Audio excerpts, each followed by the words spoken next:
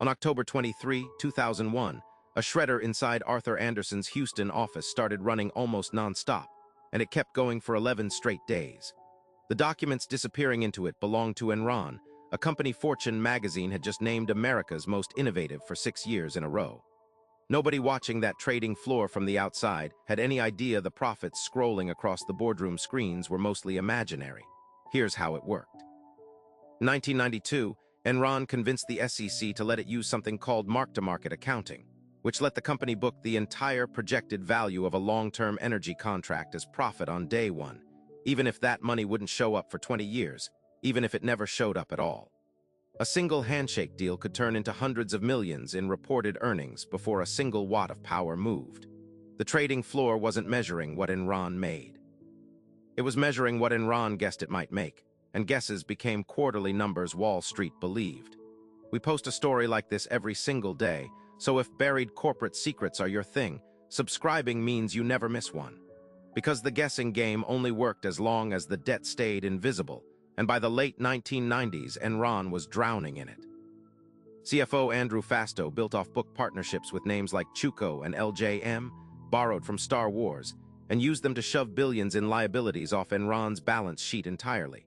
Banks that helped structure these deals earned massive fees. Fastow personally pocketed over $30 million managing partnerships that existed almost entirely to make his own company look healthier than it was. Then came the complication nobody saw coming from an energy trading firm, California.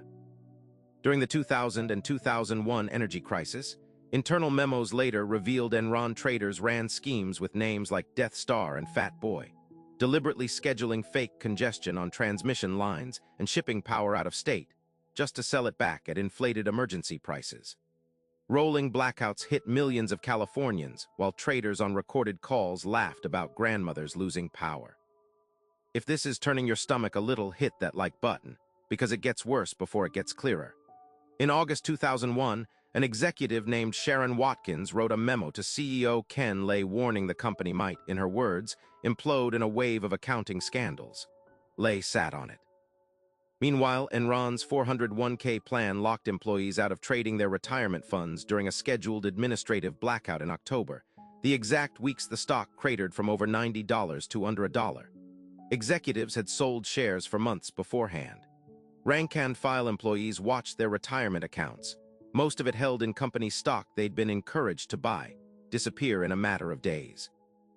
Enron filed for bankruptcy on December 2, 2001, the largest corporate bankruptcy in American history at that point. Arthur Andersen, the firm behind that 11-day shredder marathon, was convicted of obstruction of justice and collapsed entirely, taking 85,000 jobs worldwide down with it. Skilling was sentenced to 24 years. Fastow served 6. Ken Lay was convicted too, but died of a heart attack before he ever faced sentencing. Comment below and tell me which detail got you, because there's a version of this story hiding behind almost every household name you trust.